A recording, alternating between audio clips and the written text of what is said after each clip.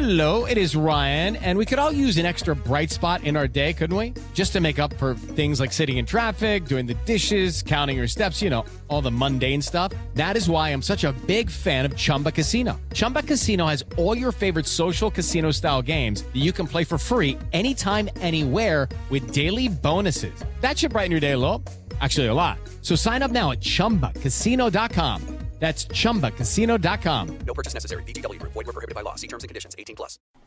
What's going on, everybody? I am Mick Manhattan, the Scene Snob. I'm here to talk to you about Kimball's Cookies. They've been our sponsor since the beginning, and we truly love them. They make custom cookies for every special occasion or holiday that you can think of. So order today, and you can order in sugar cookie, you can order chocolate. They have gluten-free options. They take care of you, and they're designed with love. I can tell you that for a fact. So check out Kimball's Cookies on Facebook, and when you order, use promo code SNOBS, and they'll give you 10% off your order. Thanks. What's up, everybody? It's the Scene Snob. I'm Mick Manhattan, and I'm here to talk to you guys about our awesome sponsor, Manscaped. They are the premier tool for your grooming downstairs. Summer's coming. Are you ready to unveil your beach bod? You're in luck. Our friends at Manscaped just launched their 4th generation performance package, which includes the Lawnmower 4.0. You heard that right, the 4.0 is here. Complement your summer bod with a trim from the leaders in male grooming. The sun is shining, call your name, guys. Join the 2 million men who trust Manscaped worldwide, including myself and all of the hosts here, and get ready for Hot Guy Summer by going to manscaped.com for 20% off and free shipping with the code SNOBS, SNOBS, and they'll get 20% off and free shipping.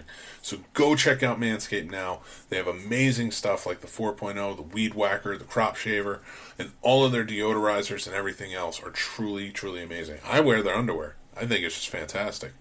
But don't take my word for it. Go check them out yourselves because they have plenty of stuff for everybody. So go to manscaped.com and tell them the Scene Snob sent you by using promo code SNOBS.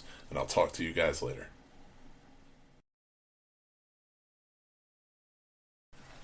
Welcome to the Scene Snob podcast. I'm Scene Snob Jr. Don't forget to like and subscribe. Okay.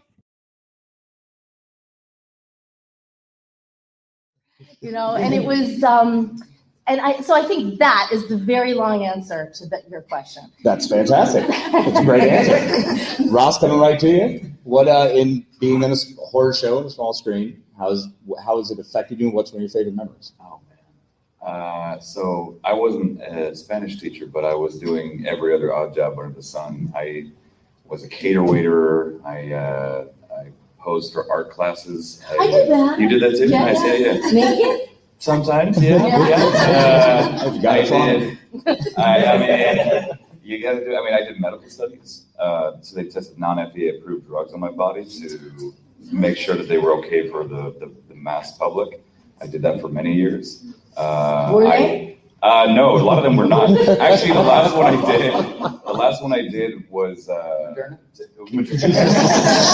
it was like right before I got on the show. Actually, it was like 7-8 years ago, and it was to test the efficacy of this drug that would treat MRSA, like really bad staph infection. If you get it after like 2 or 3 weeks, if it's not caught, you're going to die.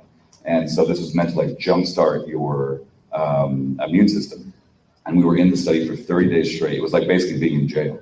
I was like rooming with ex-cons, literally, like bunking with them. But like we were in there for 30 days straight. You were only allowed outside for 15 minutes a day to walk around.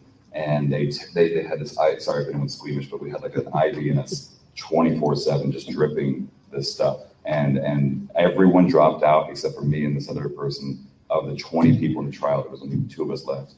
And I had a red spot on my stomach for like 8 months after that. It was bad. They told me after the study, they're like, please don't drink for the next year. And I was like, what are you getting? So,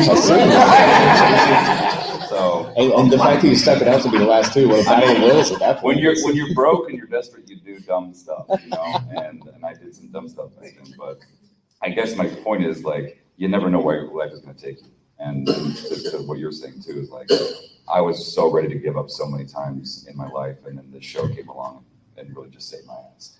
So I'm very grateful. I mean, the notion that people want to meet me is like the weirdest thing ever. I'm still kind of baffled by like, you want to meet me and have a picture? I was like, okay, cool. I mean, that's great, but it's just still very odd, because I was very close to giving up just 7 years ago. So you never know what life's going to take you, I guess. Yep, that's why you keep going on. Yeah. We're all in it together. Hashtag. Hey. Brian, same to you, sir. So you obviously Charmed, huge show. It was horror-ish. It was definitely a horror show, dealing with witches, demons, angels. So how did it affect your life? Well, I think like you, I was doing a lot of different jobs. Actually, the day I auditioned for Charmed, I was retrofitting a house, and I walked in, and I had met Aaron Spelling a few times. So I had this keen idea that I was going to kind of lead the conversation, be like, "Good to see you again." Like, remember me? And I said that, and he looks up and he's like, "Oh, Brian, nice to meet you." And in this moment, I just had this like, "Nice to meet me?" Like, you met me. And I was instantly pissed. I'm like, this industry sucks. Everything about this sucks. I'm working construction. This whole thing, I have to stop. Like, I have to stop chasing this dream, right? This is stupid. And I gave this reading that was like so not Leo, like this angry, they're like, "Are you ready?" I'm like, "Yeah, let's go." Blah, blah, blah, blah, blah, blah. And I said, "Is that it? Are you done? Is that it? Okay, thanks." And I just walked out. And they called me about an hour later and said, "You got it." And, my life changed. And, it's amazing that, it's that letting go of caring so much, but at the same time, doing it.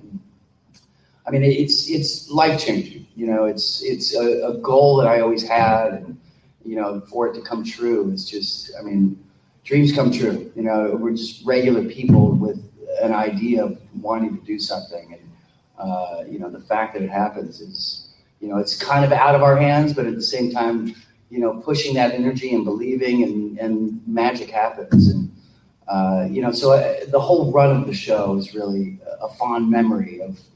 The family that you make, from the crew to the cast members to, the tears of, it's you run the gamut of emotions.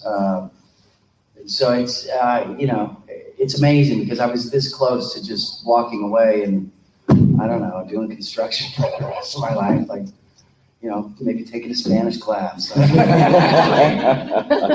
don't know. So it's, the whole thing's just very, very grateful. I feel blessed. That's fantastic. Yeah. We're blessed to have been able to witness all of you. So we're here for that. Does anyone have any questions or anything they'd like to bring up to our panelists? Any stories? Anybody curious? Negative. All right. Cool. Always just checking. Just make sure. So what was one of the, for me personally, I've been through some things, and I'm always curious as to what other people get scared by. So what are some of the scariest things, or one of the scariest things that pops in your head that has happened on set to you? Well, I can't say in what, but I thought I was going to be blind a week ago today. Yeah, true story. I was injured on set, and you'll see it on TV soon. I'm not saying I didn't say anything. I didn't say anything, but you'll see it, and you'll be like, I heard about that. But I basically had a prosthetic eye, and it was an effect where there was like basically a keg of blood that came up through my backside, not. It's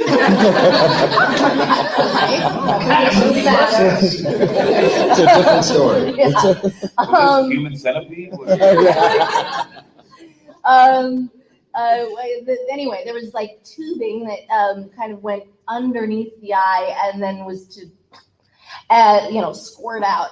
And it went great for the camera, not so much for me. It kind of pooled underneath this piece.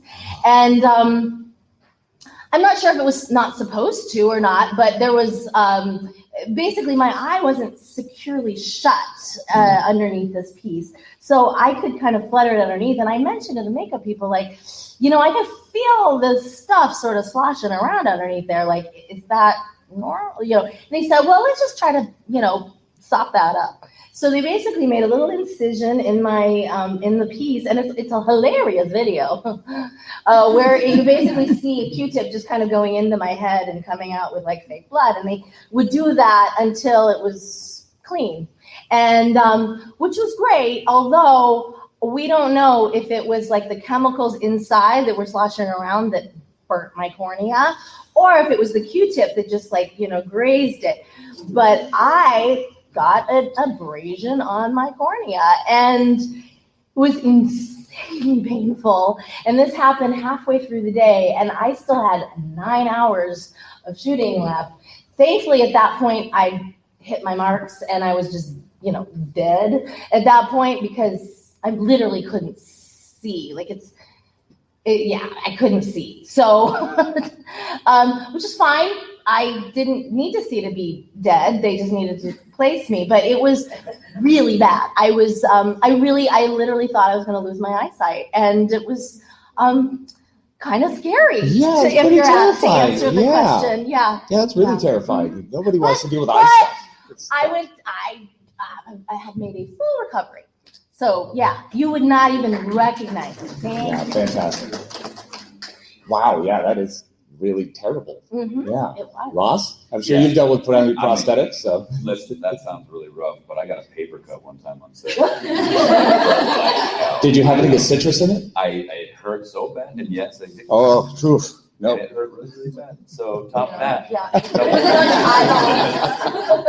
Gotta hang I'm like, I can't top that story. That's amazing. I mean, like, I don't want to top that story. That's No, so you terrifying. don't. Like, Yeah. no, I mean that's awful. I Yeah. can't imagine. Yeah. That felt like. I mean, it's not a competition. It sounds like it is a competition. I think she already won. I don't know. It has to get progressively worse. You're going to need to start the questions down there. Yeah, clearly. My bad. No, I don't have anything like that. That's lost your arm. Oh, that's true. I did lose my arm a couple of seasons ago. Yeah. So that was harrowing. The new one looks great. Thank you so much. I put some ointment on it and grew right back. Delightful. Yeah, delightful. It's all those trial drugs I gave you. Yeah. New limbs everywhere. But no, I don't think. Yeah. Fair enough. Fair enough. Man. I think the scariest thing that ever happened, I did this movie years ago in Wells, New York, and it's Wellesley School. It's supposed to, the whole town is supposed to be haunted. And of course, you know, we're doing this 5 actors in a 1-room movie, and we all decide to get a Ouija board and go up to the attic and mess with it. Nope. So I don't do devil stuff. I don't do any of that stuff, and Ouija boards freak me out. But we're there, and we're sitting there, and there's a mattress like leaned up against the wall, and we're over here, and in the middle of it, this mattress just falls over, like this way, which it didn't slide down, it fell over, and we Scooby-Dooed it, and we were out of there, man. Leaving dust Out of trails. there. So we get up the next morning. My buddy's like, dude, we should go see like what caused that. I'm like, I did not go back into the attic. He's like, come on, let's go. And we go up there, and right where we're sitting, there's 3 dead birds. One that's like all still feathered, and one that's like all gashed, and one that's like a skeleton. Like 3 different stages of death that weren't, it's like right where we were sitting. And man, if we didn't just leave, and I mean, that stuck with me forever. Like, I don't play with Ouija boards. I don't touch them. I don't look at them. I don't do any of that. And that was probably like on set, like scary. Like I wasn't injured. I could see the dead birds. So, but man, scary. Ouija boards. I know some people are into it. But I don't know that. Freaky. The birds is the part that. The birds. Like, that's weird. Yeah, it's a really strange follow-up there. I mean, why would, yeah. And I was thinking, like, well, then maybe somebody put them there, you know, knowing to mess with us. And I'm like, well, nobody's been up. We were there. We went out. We came back. It's a really elaborate joke. I'm like, is there a cat messing with us? Like, I don't know.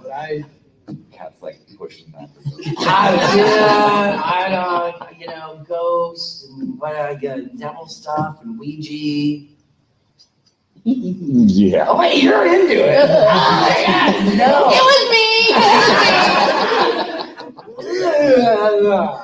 So that was probably the scariest that thing. Didn't involve an injury, just emotional harm. They can still be an injury, just because you can't see it. Now, for Naomi, out of all of the seasons of AHS you're on, how does the tone change in shooting each season, considering they deal with different worlds of horror? So for you, like your character changes and what you have to go through with each season changing, what's that like? What's the evolution of that for you? I mean, yes, every season does have a different tone, but I don't think that really affects. It can affect the way you approach a character, but in my case, in terms of like Pepper, she's the same person from one season to the other. So just because Asylum was a little darker and Freak Show was a little more, colorful and maybe more humanity-ish, that doesn't change me. You know what I mean? Like, Pepper's Pepper, just like Naomi is the same whether, we're in pandemic times or before time, you know what I mean? Like, Absolutely. so, I was having to think about, this is Pepper in the asylum. This is 16 years before at the, at the orphanage. Like, so yes, that will affect the character, but the tone of the show didn't affect her. And honestly, when I came back for Apocalypse, I played a different character. But they just threw me in there. I didn't even know what the theme was of the show when I was coming in. Like, it was one of those things where I was having to watch the fan, Facebook tubes because I didn't know either. Right. So we're not really aware of the tone. The directors and the writers and producers are obviously, and I'm probably the series writers, unfortunately, it was not one of them, but actually, I don't even think they know. I think it's really just the creators that are in on those tone meetings, and we're the last to find out. Yeah, honestly. Yeah, personally, I don't know. No, absolutely. I appreciate that. Thanks for the answer. For Ross, playing Aaron from when we first met him until now, how do you prepare the character going into new seasons?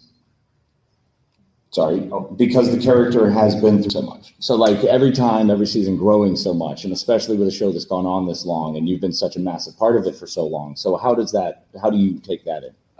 It's wild because I was showing the first episode to a friend recently because she'd never seen the show. And she actually didn't know I was on the show. I hadn't seen her for 12 years, a friend from college. And we reunited. She was like, wait, what do you work on? I'm like, oh, it's the Walking Dead. And she's like, oh, I've never seen that. I'm like, cool, all right.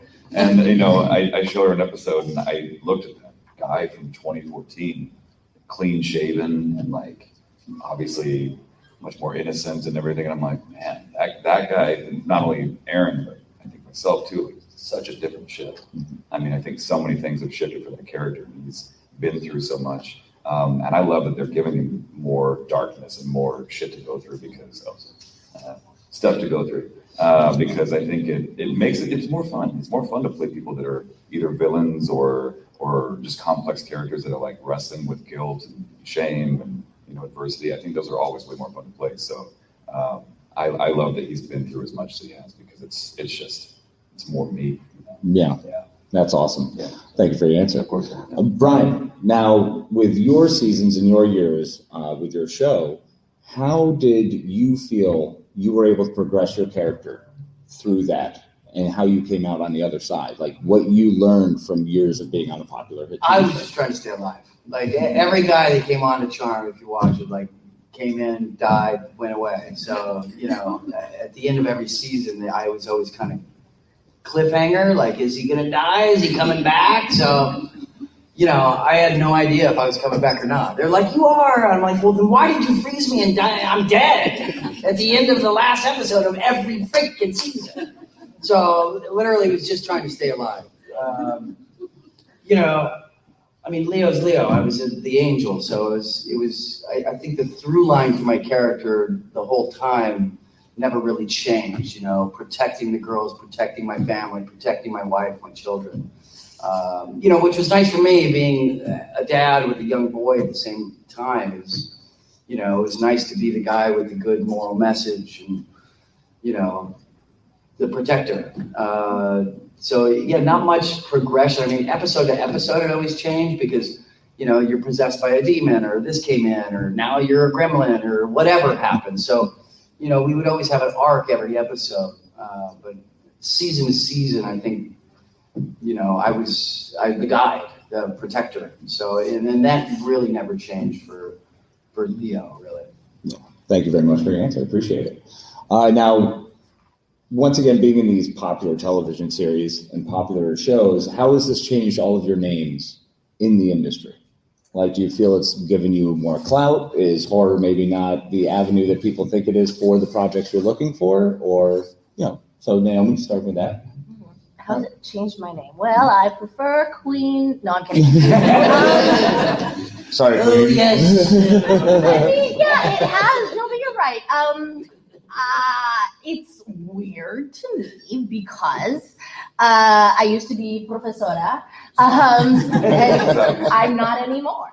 But I also was mostly known for, or not known, I should say, for doing comedy. Like I did, I was at the Groundlings, which is a comedy theater in Los Angeles. A lot of, you know, SNL people came out of there. It was kind of the kind of factory where, you know, Kristen Wiig was there while I was there, and Melissa McCarthy was there while I was there, and, you know, and it was one of those things where I would perform every Sunday, like kind of hoping Lauren Michaels might be in the audience. And anyway, but that was the trajectory I kind of had in mind. And so the fact that you're like, oh, you do comedy? I'm like, really? Like, have you met? You know what I mean? So it's weird that people don't know this, what I thought was like the most obvious thing about me, which is cool because I feel like it's my superpower. Like it's this thing that I get to like, oh, and there's this, which is neat. Yeah. You know, I've been working over the pandemic on a new show, which I've written. It's my baby, and I'm excited to see where that goes. But it's a chance for me to kind of marry it all because it's definitely a love letter to fans and to the show, but it also is hilarious. So people are gonna, you know, finally get to see your truth behind the prosthetics. Yeah, that's fantastic. Ross? How has it changed? So I mostly did a lot of like voiceover, like animation stuff and impressions, you know, back in the day. And that's funny because like I actually auditioned for SNL, didn't get it, obviously. And that was part of the reason why I wanted to give it back to them, because I was like so dead set on getting SNL. And I never thought I would wind up on a dark zombie show, you know, like that was, I mean, and I don't know if you remember me telling you this, but like my first ever gig in the industry was as your body double. Do you remember me telling you this? So like I was an extra, and I was about to stop doing extra work, and then Central Casting called me like, how tall are you? I'm like, 6 foot. Like, yeah, you're about Brian Krause's height. I was like, okay. And then I went there and they approved. They went with me and 6 other guys, and they're like, yeah, you'll do. And I did like 3 or 4 episodes, and I got my SAG card. And from Charmed, yeah. And then I was like, bye. All I wanted was that SAG card, and I was doing extra work for like 2 years. I was like, I just want the SAG card. I just want the damn thing. And then I got the thing, and I was like, I'm done doing extra work. But yeah, it was playing his body double. Did you have to do like naked stuff? I don't know. My butt is amazing. Thank you. No. It is. Yeah, no. Nude model, don't forget.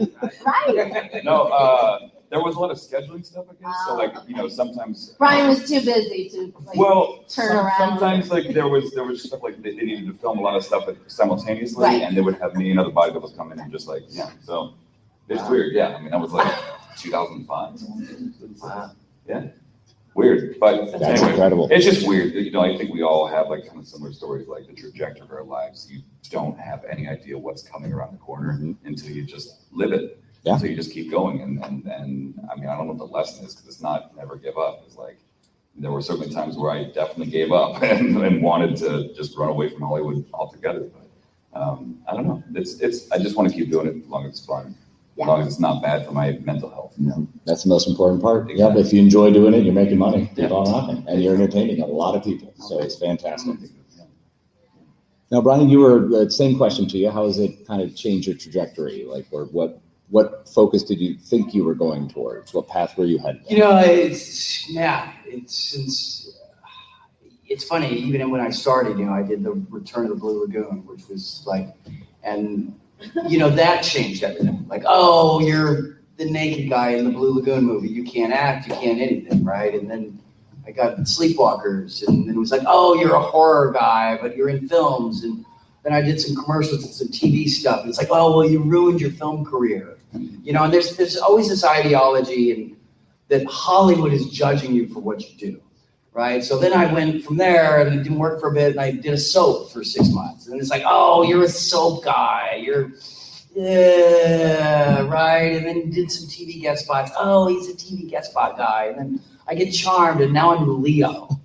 And, that's been a big thing with casting. It's like, oh, he can't come in. No, he's Leo. I'm this nice guy, like this, I'm Leo. And that's changed, what I've been able to go in for and what I get brought in for quite a bit. Typecast, I don't know what that is, but I think every time, you do this little sci-fi movie, you do this thing, this little horror, and, I think the industry seems to peg us as this more than the audience. You guys, we want to see people do all sorts of roles, right? But our industry seems to be like, oh, well, he's the horror guy, or she's dramatic, she's not a comedian, she's, you know what I mean? And they put us in these holes, and then we start to believe it. And I think just like you, like this last year, like, wanting to give up, like, getting really close on these roles that, I want, recurring, this is going to change my life. And then I didn't get it. And I'm like, now my life is over. And I hate me. And I'm the worst. And maybe it's over. It's over. And a pandemic. And I'm stuck in my house with my kid. And it's like, I'm like, maybe it's done, and I go through that quite a bit. Not getting a role, not doing a thing. I'm Leo, and how do you break out of that? And it starts with me, really, just believing and saying, screw it. Everything that's happened in the past is the past, and you just got to somehow keep going forward.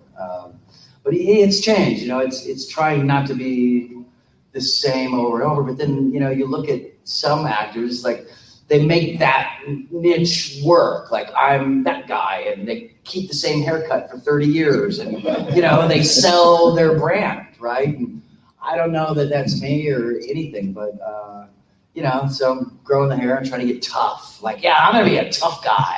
And then I'm like, I don't really believe. I don't know if that's me. So I go through this whole thing. I'm an actor. What do you want? I beat myself up a lot.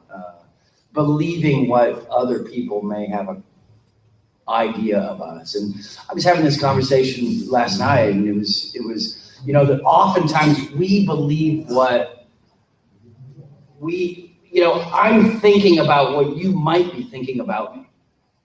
Exactly. Right? So I'm projecting onto myself what you're not even thinking, but what I think you might be thinking. And we do that in our industry a lot. Like, oh, they don't like me because of my hair, because I don't have abs, because I didn't do this. And, we're sitting here beating ourselves up for something that nobody's even really thinking, because everybody's really just thinking about themselves, right? I mean, let's truth be told, right? Well, constantly. We're all just thinking about our own world. So, but, as an actor, I think we take that all on and, like, oh my gosh, they must hate me because my hair, because my thing, my stuff. And, I do it a lot. And, this is kind of the process I've been learning through the pandemic. It's like, none of it matters.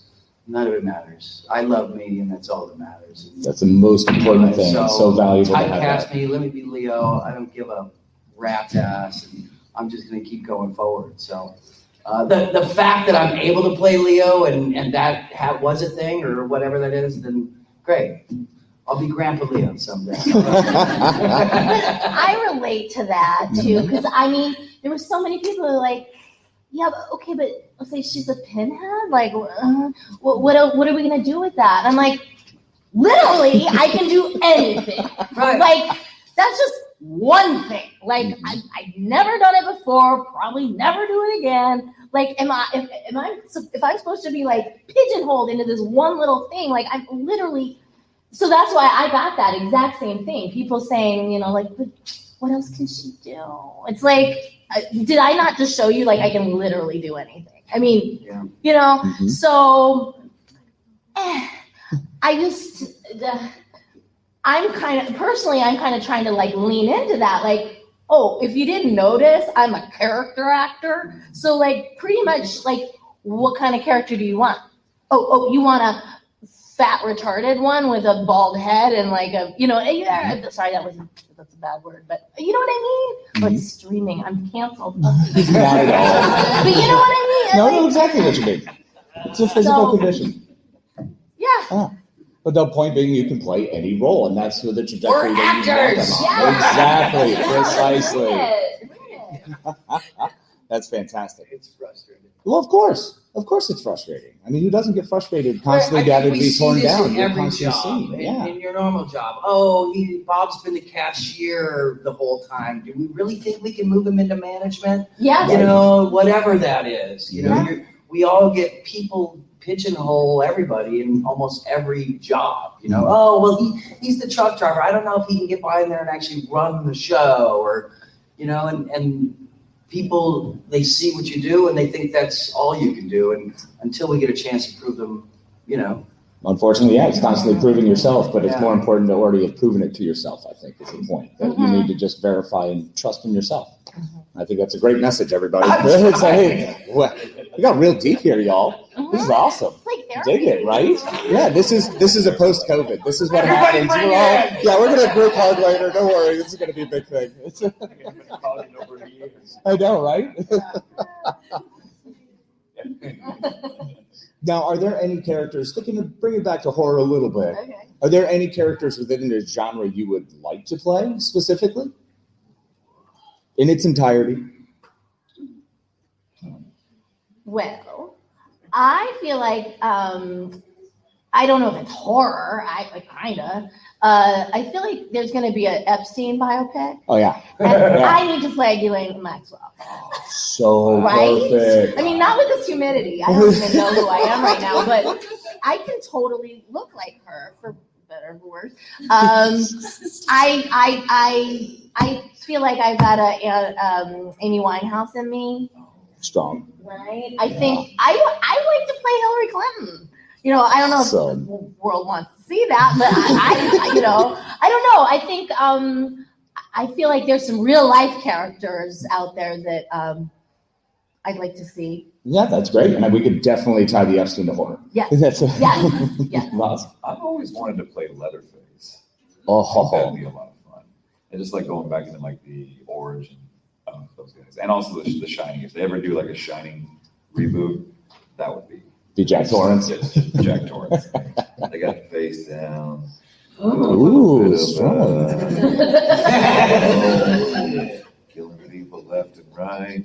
Break up a baseball bat. That's fantastic. Dig it. That's great. Right? Yeah, right?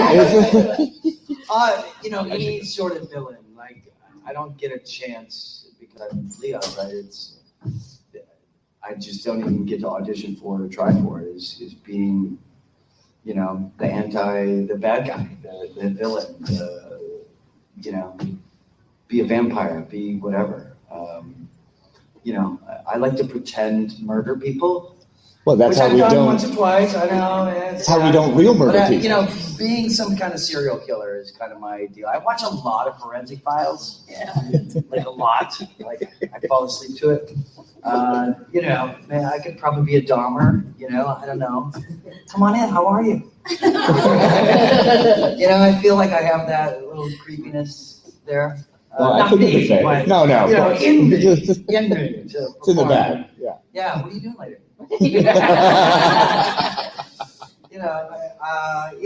think playing some kind of serial killer villain is just be fun. Yeah. I mean, not fun, but it'd be fun. And now within the horror genre, was there anything growing up that you specifically attached to? Any ones that you were like, oh, that was my jam? Yeah. I am late to the game. First off, so my parents were like uber cultured. We watched exclusively because, television rots the brain, which is why I've dedicated my life to it. But we watched exclusively Sunday Morning with Charles Kuralt, and Cosmos with Carl Sagan. Yeah. So it was like just real, like absurdly highbrow and cool, but consequently, while other kids are out, drinking and smoking, I was like hiding sitcoms, like sneaking the Cosby Show. It's just creepy on its own. But anyway, so there's like all of this television that I just miss. Like people are like, who are you? Like, why do you know like Baroque composers of 1600 and you don't know, Leo from Charmed? You know what I mean? Like, it's like there's all this. Yeah, I'm terrible at like pop culture. Oh, I'm great at like, certain categories I really kill, and then others yeah. Well, then, if not on actual television or movie, was there any books or anything that influenced you in that direction? So I did not see horror for the longest time, and so I know I didn't like grow up with it. It's obviously horror has embraced me, and because we actors are so insecure and desperate for love, because you love me, I love you back. And besides, I'm not gonna bite the hand that feeds me. But I've come around, and I would say my favorite horror movies though are like the Rosemary's Baby and The Shining and Clockwork Orange and The Birds, and sort of a little more thriller, less slashy. Yes, definitely, and don't love gore. Maybe more vintage kind of classic horror would be my choice. Fantastic. But anyway, that's only literally like I'm allowed to see it now. I can watch whatever I want. I'm a big girl. Thank you so much. I appreciate it, Ross. Rosemary's Baby and The Shining are two of my favorites, but Jacob's Ladder. And not a lot of people talk about it, which is funny because I think that's Tim Robbins' best performance. I love that movie so much. And who's Danny Aiello? Oh my God, Danny Aiello in that is like. Have you seen it? Oh my! You got it. Am I allowed? Am I old enough? No. Are my parents watching? What's so weird is Adrian Lynn, right? Trev, I think directed it. I think Adrian Lynn, but like it's one of the most bizarre, nuanced, like strange films that just came out of nowhere, and I think it was like 1990 or somewhere in there, and it's just amazing. If you guys get a chance, Jacob's Ladder is awesome. But yeah, it'll scare you. That's awesome. Yeah. No, it's like I like psychological horror. I like to your point. I don't. It's funny because I work in The Walking Dead, but like even though we have crazy gore on that show, I don't love gore. I just don't. Like I like horror that gets in your head and makes you think for months and months after. Well, because then you're stuck, and you still have to go to sleep into the same thought. Exactly. If it's gore, you're like, oh, that was awful and visceral, and that was gross, but like it doesn't like stick with you as much. Right. I think the psychological horror is the best kind. Scary. Yeah. Thank you for that answer, Yeah, Brian. of course, yeah. Well, I think I told you yesterday, I watched The Exorcist as a child, and, it really changed my life. I couldn't watch the horror, scary movies ever. And I couldn't. I still can't. I'm the guy that turns it on, I'm like, oh, I'm supposed to watch this. And then I'll just pace in my bed. I'm like, I can't stop watching it. The lights are on. I'm like, I can't go to bed now. So, I'm more into the thrillers and stuff, but, all of it still just, and I'm an actor. It's like, duh, this is fake blood, fake person, fake thing, and I'm just in it. So I try to stay, pretty much away from it. And, I can't do devil movies. I can't do possession movies. I need a little more, if I'm going to do horror comedy with it, like lots of blood. Oh, sure, But The I like absurd thrillers. spray that's too fast and too far. Every Yeah, day. it's like, oh, that was funny, murder. It's not really pizzazz. So yeah, I didn't watch a ton of it because I got freaked out and it scarred me. I want to thank my dad for that. It's why I'm an actor. I need a hug. Once again, the group hug thing later. So that's coming. This is why I played an angel. It's that angelic face, right? Huh? We have a question. Oh, we have a question. Yes, sir. I'm just wondering, who does a better Christopher Walken impression, the moderator or Ross? I don't know. Christopher Walken it up. Wow, you just. Oh, I think we were going to leave. I was like, we asked the question and mic drop. Yeah. We have a plant. Awesome. Wow, let's hear it. What do you got? Oh no, it's okay. Every once in a while, just talking here with you guys is fantastic. Guys, how are we? We feel good. Everyone looks so Saying good. About walking, you just have to talk very slow and then very fast and go gravelly and then, I don't know, what are you doing? I'd say it's strong. The guy, he knows his stuff. He's been around for a minute or two. So he just, he's a champion over here. I got to give it to him. What do you guys think? Ross, right? Everybody.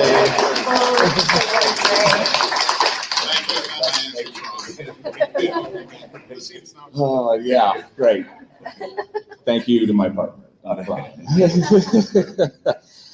So next question. Naomi, you brought up a little bit about what you have coming up in upcoming projects. Is there anything else you've got coming up that you want to talk about, that you're very excited about, that you want people to hear about? Well, you already know there's things I can't talk about. Like blood pooling in the eye.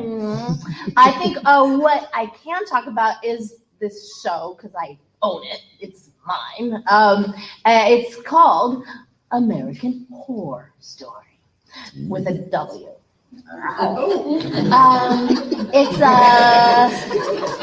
It's a anthology series of autobiographical tales of self-compromise. So now I'm not just using it like as a kitschy, cute, because it's close to the original. It's actually about that, hustling. Mm-hmm. So it's I have 2 other solo shows that I did prior to this one, which did very well in their own way. Like they went to the Edinburgh Fringe and London West End and off Broadway. But since then I'm a Spanish teacher, and so I'm hoping to go much bigger with this. I'm hoping that we'll all be Netflixing and chilling and watching it as a 1-hour comedy special. That's my plan. That's for fantastic. It. So, but That's I what do I know? Oh, well, I hope for the best. That's all you can do. Yeah. Keep pushing and keep How going. funny is it? Oh, well, How funny is it? you can tell me, Linda. You were there. You watched. I gave her. This is my dear friend from Los Angeles, actually, but who lives here now. But I do want to make a point is that what she's done is say, okay, I am really funny and I'm good at these other things, so I'm going to make it happen for myself, and I'm not going to wait for Hollywood to come knocking and say, gee, we know we pigeonholed you, but now we're going to give you carte blanche. She's doing it. That's fantastic. See, I had a plan too. This is great. Where's Ross's? Like, we got so many plants coming up. Right? Where's my family member? Yeah. So, Ross, what do you got coming up? So I'm going to be in the new Star Wars movie. I'm totally joking. Oh. Who's trying to run out? He's pushing for it. I just got so Put it out jealous. there in the universe. I'm like, you are? Keep it in the being. Oh my God, Simon!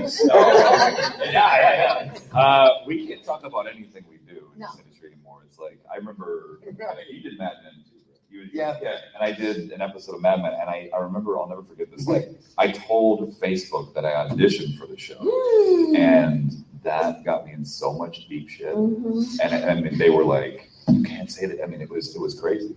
And so I've just learned from that experience, like, and I never respect, they're trying to keep the privacy and everything, but like, I just learned from that, like, do not say anything.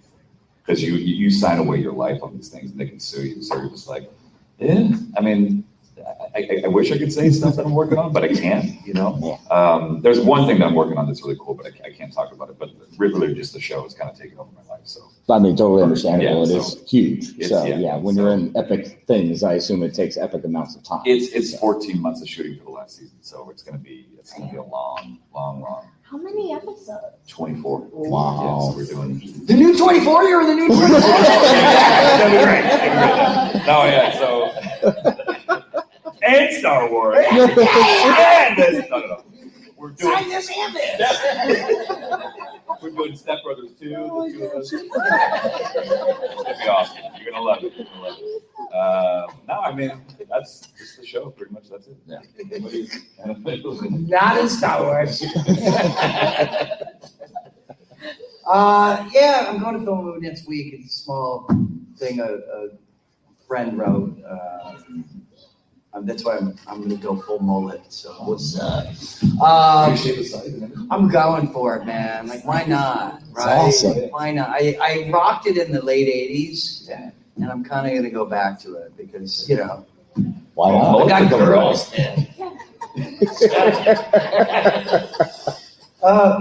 I just had a show that came out on Roku. I don't know if you guys watch Roku.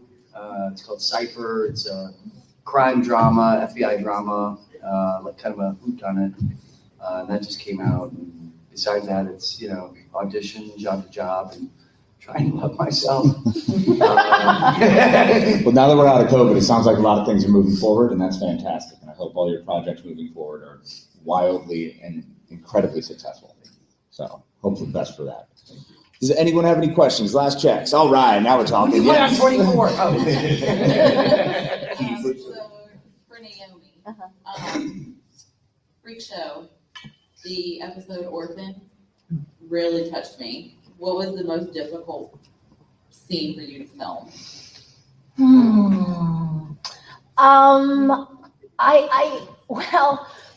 I think probably the last one, only because the things that make you cry the first day of shooting are different than the things on the 10th day of shooting. You know what I mean? So you start, at first I would just open the script and read 30 seconds worth, and and I was like, let's go, and then, now I'm thinking about when my dog died, and now I'm thinking about like a fictitious dog if I had it. It's like by the end, I think I was just like crying because I was tired. It's like it's just not the thing.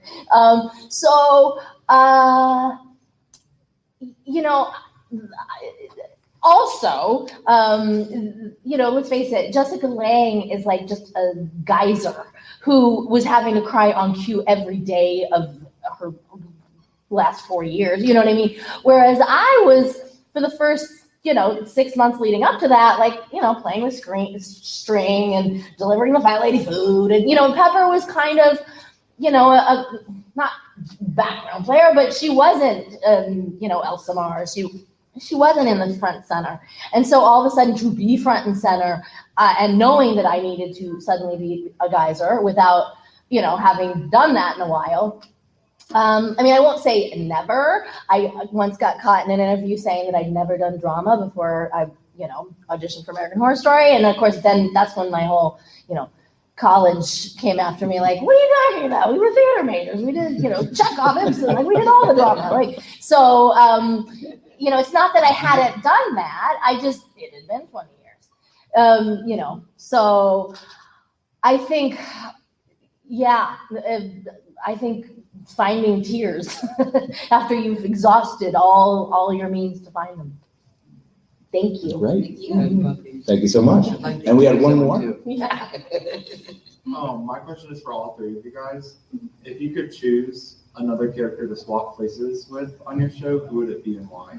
Awesome question. I think I would say, if a character, Myrtle Snow, for her wardrobe. I've always loved her look. But that said, I probably would also swap all the roles that Frances Conroy plays. I don't know what it is. She plays such cool, quirky, complex characters. They're never just, none of the characters on American Horror Story are all good or all bad. They're all kind of multi-layered. That's what's so kind of genius about them. But I feel like she somehow, I don't know if she makes them amazing or if they are amazingly, she does make them amazing, but also I think they're really great on the page. So yeah, I'd just be Frances Conroy. That's fantastic. Thank you, Ross. I usually say Shane because I just love what John Barenthal did with that performance, and I just think it's always more fun to play, like you're saying, complex, multi-layered characters who are a little bit bad. And I think Shane kind of rode that fine line of like, is he good, is he bad? Who can say in the apocalypse? You got to do stuff to survive. But I also would love to play Abraham because Abraham had the coolest lines. Like Aaron's very nice. He's a very nice guy. And he always is like, oh yeah, well here's this and I'm going to show you around. And that's great. But like he had to say like bitch nuts, and like I never got to say bitch nuts. Like I'm just like very like polite all the time. And I just would like some cool dark lines, I guess. Yeah. So. But they're both dead now, so. That's true. right.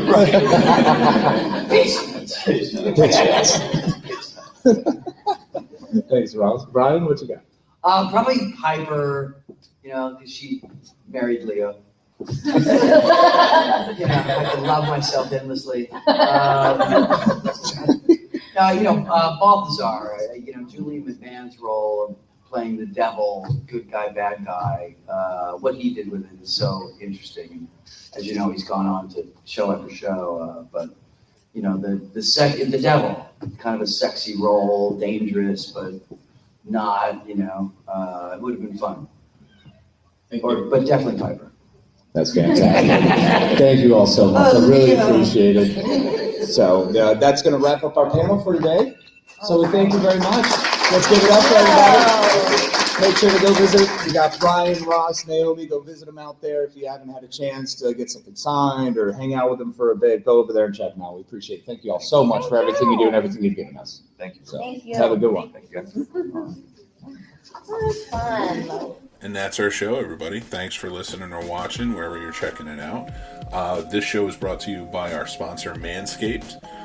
Go check them out. They are saving our balls, and they can save yours too, or somebody you care about. It's a pretty awesome device, so go check out what they got, the Lawnmower 3.0, the Weed Whacker, and more. It's a great gift for Father's Day, birthdays, weddings, anything. So yeah, head over there and use promo code SNOBS, SNOBS, and you'll get 20% off and free shipping. Also, we'd like to thank our super fan patrons. They are all Scene Snob family to us. They support us every month, and you can be one too. So head over to the Patreon channel, the Scene Snobs, and it's $5 a month, and you can join in with helping support us and get the free perks too. Also, you can follow us on social media. We are on everything at the Scene Snobs, so Instagram, Twitter, TikTok. We are on Facebook, the Scene Snobs.